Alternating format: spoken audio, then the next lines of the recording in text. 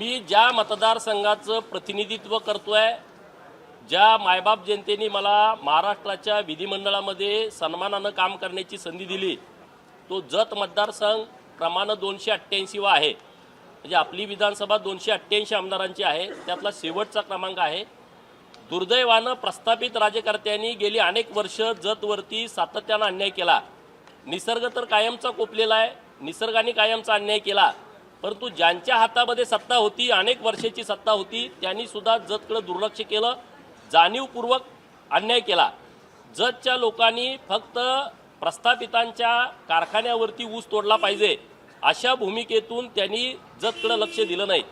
परंतु जेव्हा 2014ला देवाभाऊ या राज्याचे मुख्यमंत्री झाले आणि जतचं भविष्य बदलायला लागलं, आता मी तुमच्याशी बोलत असताना जत तालुक्यातील 60 गावामध्ये मैशाळचं पाणी पोचलेलं आहे, शेतकऱ्यांच्या बांधावरती पाणी आहे।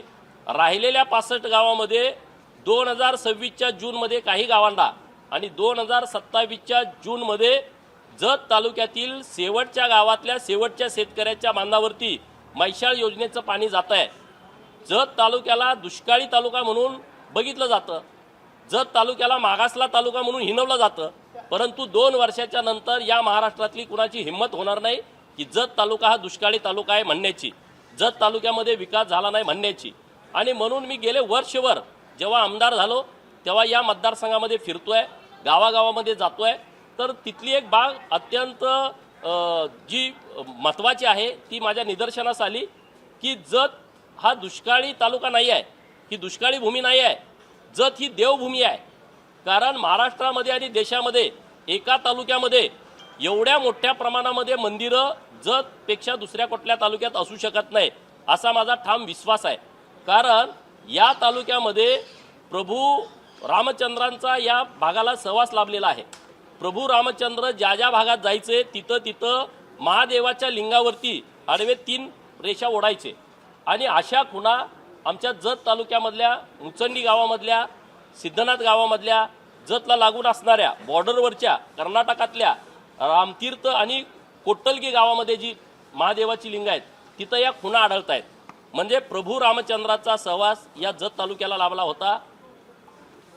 बकासुराचा वध पण जतमध्ये झालाय। भीमानी जो बकासुराचा वध केला तो जतमध्ये केलाय, याचं सगळं रेकॉर्ड आहे। तत्कालीन दक्षिण साताऱ्याचे जिल्हाधिकारी चिन्मळ गुंड नावाचे जे अधिकारी आहेत त्यांनी हे सगळं लिखाण करून ठेवलेलं आहे। त्यांनी याचं सगळं संशोधन घेतलंय। जे कलेक्टर होते दक्षिण साताऱ्याचे, आता आमचा सांगली जिल्हा आहे, पूर्वी तो दक्षिण साताऱ्यामध्ये होता, तर त्यांनी हे सगळं लिहून ठेवलेलं आहे। आणि बकासुराचा वध झाल्याच्या नंतर जेव्हा एखाद्या असुरी शक्तीचा पराभव व्हायचा तेव्हा आनंदानं एखादं मंदिराची स्थापना, एखाद्या महादेवाच्या लिंगाची स्थापना केली जायची आणि तेव्हा महाकाय भीमानी महाकाय लिंगाची स्थापना आमच्या जतमध्ये केली आहे की जे आज बंकेश्वराच्या नावानं ओळखलं जातं। असे अनेक संदर्भ आहेत। आता मी तुमचा जास्तीचा वेळ घेत नाही। देवभूमी घोषित करावी अशी भूमिका मी का घेतली? राज्याचे लोकप्रिय लाडके मुख्यमंत्री देवाभाऊंच्या हस्ते काल आम्ही एक कॉपी टेबल बुक प्रकाशित केलेला आहे। यामध्ये सर्व मंदिरं, त्यांच्या काय प्रथा आहेत, त्यांच्या काय परंपरा आहेत, पूजा पद्धती काय आहेत, याची सर्व माहिती या कॉपी टेबल बुकमध्ये दिलेली आहे। जवळपास 30च्या वर अशी मंदिरं आहेत जिथं 1 लाखांपासून 10 लाख लोक दरवर्षी दर्शनासाठी येतात। तीर्थक्षेत्र ब मध्ये तुमचे जे सगळे निकष आहेत हे सगळे 36 ठिकाणं म्हणजे 6-7 असे आमचे मठ आहेत। 3 मंदिरांचा नजर चुकीनं उल्लेख आमचा राहिला आहे, त्या गावकऱ्यांची मी माफी मागतो। बेळोणगीचं मलकारसिद्ध, मोठेवाडीचं मरगुबाईचं मंदिर आणि पांढरेवाडीचं मरगुबाईचं मंदिर, ह्या 3 मंदिराचा समावेश यात होणं बाकी आहे। परंतु मी सर्व तालुक्याचा अभ्यास केला। तुम्ही तुमच्या तालुक्यात जरी नजर टाकली 1, 2, 3, 4 पर्यंत अशी मंदिरं आहेत की जी कुणाची तर कुलदैवत आहे, कुणाची तर कुलदेवी आहे आणि लाखो लोक तिथं दरवर्षी येतात। माझ्या विधानसभा मतदारसंघामध्ये महाराष्ट्र, कर्नाटक, तेलंगणा आणि गोवा या राज्यातले भाविक हे पूर्वीपासून येत आहेत, त्याला हजारो वर्षाची परंपरा आहे। आणि म्हणून मी राज्य सरकारकडे अशी भूमिका घेतली की राज्य सरकारनं जत या तालुक्याला देवभूमी जत अधिकृतपणे घोषित करावं अशी लक्षवेधी माझी सभागृहात चर्चेला आली। या चर्चेमध्ये अत्यंत सकारात्मक उत्तर राज्याचे ग्रामविकास खात्याचे मंत्री माननीय जयकुमार गोरेभाऊ यांनी दिलेले आहे आणि त्यांनी असं सांगितलं की असा प्रस्ताव पहिल्यांदाच सरकारच्या समोर येतोय। असं सरकारकडे कुठलं धोरण नाही, परंतु असं धोरण करण्याच्या दृष्टिकोनातून माननीय देवाभाऊंच्या नेतृत्वामध्ये आम्ही सकारात्मक आहोत आणि अशा पद्धतीचं आम्ही नक्की धोरण करू। तीर्थक्षेत्र ब मध्ये राज्य सरकारनं 2 महिन्यापूर्वी 7 मंदिरांना तीर्थक्षेत्र ब चा दर्जा दिलाय। तत्पूर्वी 2 मंदिरांना तीर्थक्षेत्र ब चा दर्जा देऊन 5-5 कोटी रुपयाचा निधी दिलेला आहे। म्हणजे 9 तीर्थक्षेत्र ब मंदिरं आता जतमध्ये राज्य सरकारनं घोषित केलेले आहेत। म्हणजे 9-5 45 कोटी रुपये यातून आम्हाला मिळू शकतात।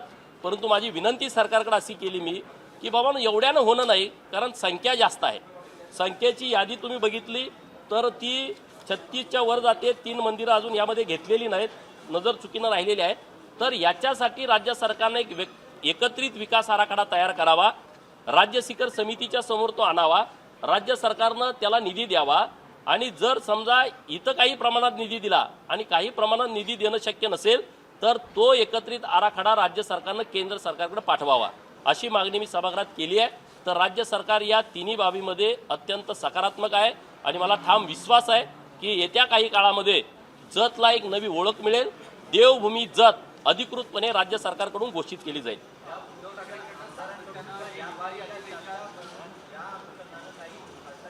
नाही, हा विषय पहिल्यांदाच समोर आलाय राज्य सरकारच्या। पूर्वी हा विषय आलेला नव्हता, आता हा पहिल्यांदा विषय आलाय। आता दुसरा एक विषय मी राज्य सरकारकडे मांडतोय, माननीय मुख्यमंत्री महोदयांना भेटून पत्र देतोय की धनगर समाजाच्या आरक्षणासाठी आमच्या अनेक मुलांनी आत्महत्या केलेत। त्यामध्ये गोपीनाथ दांगोडे, योगेश चौरे, ज्ञानदेव कोल्हे, रमेश फुले, बिरुदेव खर्जे, योगेश कारके, परमेश्वर घोंगडे, रामेश्वर आमले, रामराव डोके, बाबासाहेब माने, गोरख नवरडे, आणखी काय असतील। या मुलांनी आत्महत्या केल्या धनगर आरक्षणासाठी। राज्य सरकारनं यांना मुख्यमंत्री सहाय्यता निधीतून 25 लाख रुपये आणि त्यांच्या घर हे करती पोरं होती घरातली, त्यांच्या घरच्या कुणाला तरी एक कायमस्वरूपी नोकरी राज्य सरकारनं द्यावी आणि धनगर समाजाच्या आरक्षणाच्या बाबतीमध्ये राज्य सरकारनं पुढची भूमिका घ्यावी। कारण हायकोर्ट आणि सुप्रीम कोर्टामध्ये निकाल विरोधात गेलेला आहे। आता आम्ही परत सुप्रीम कोर्टामध्ये तिथं जी आमची केस आहे ती विड्रॉल करण्याची विनंती केलेली आहे आणि परत आम्ही हायकोर्टामध्ये जातोय। परंतु या गोष्टी होत राहतील। राज्य सरकारनं एक ठोस भूमिका धनगर समाजाच्या आरक्षणाच्या बाबत घ्यावी, अशा पद्धतीची मागणी मी सरकारकडे करतोय।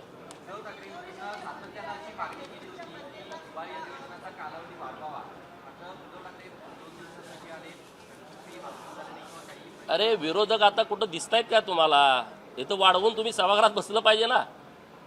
वाढवून विरोधकांनी राज्यातल्या प्रश्नावरती चर्चा केली पाहिजे ना। विरोधकाला विरोधी पक्ष नेते कधी देणार? ह्याच्या पलीकडे ह्या हिवाळी अधिवेशनाची चर्चाच नाही, ह्याच्यापेक्षा त्यांनी दुसरी कुठली भूमिकाच मांडली नाही। त्यामुळं उगाच आपलं म्हणायचं अधिवेशन वाढवा, अधिवेशन वाढवा। पुढं काही आचारसंहितेच्या बाबी आहेत त्या सरकारने सांगितले त्या विषयावर।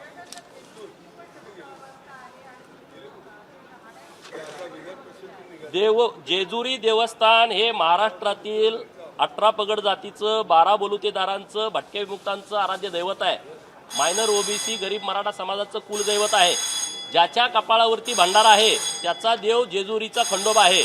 आणि माझं पण खूप वेळा दर्शनासाठी जाणं येणं होतं। माननीय मुख्यमंत्री महोदयांनी जेजुरी मंदिराचा विकास आराखडा तयार केला आहे आणि मोठ्या प्रमाणात काम तिथं सुरू आहे। ही गोष्ट जरी खरी असली की बाबा मागं सुविधा नाहीत, परंतु आता चांगल्या सुविधा देण्याच्या दृष्टिकोनातून राज्य सरकारनं एक चांगला विकास आराखडा तयार केला आहे आणि त्या विकास आराखड्याच्या अनुसरून मोठ्या प्रमाणात काम तिथं सुरू आहे। आज जरी तुम्ही तिथं गेला तर तुमच्या लक्षात येईल की तिथल्या मंदिराचं काम सुरू आहे।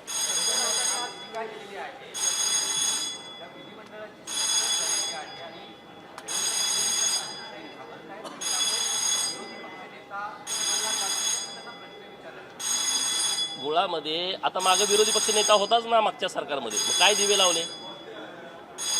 2019 ते 2024 केंद्र सरकारमध्ये विरोधी पक्ष नेता नव्हता। विरोधी पक्ष नेता, अरे तुम्हाला काय बोटवर गेलं तर बोलायला देतात ना अध्यक्ष आणि सभापती महोदय। तुम्हाला जर भूमिका मांडायची असली, ज्यांना भूमिका मांडायची आहे त्यांना काय तुम्हाला पदाची आवश्यकता आहे? तुम्ही लोकप्रतिनिधी म्हणून इथं काम करताय तर इथं तुमचा अधिकार आहे। तुम्ही राज्यातला कुठलाही विषय आहे आणि सरकारकडून न्याय तुम्हाला अपेक्षित आहे, तुम्ही बोलू शकता।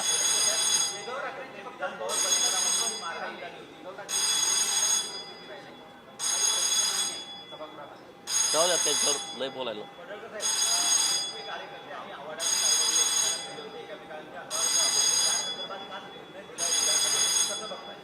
माननीय विशेष हक्कभंग समितीचे प्रमुख यांनी काल सभागृहामध्ये याची घोषणा केलेली आहे आणि ज्या सूचना जो आदेश विधिमंडळाने दिलेला आहे तो आम्हाला मान्य आहे. त्याबद्दल आम्हाला काही बोलायचं नाही.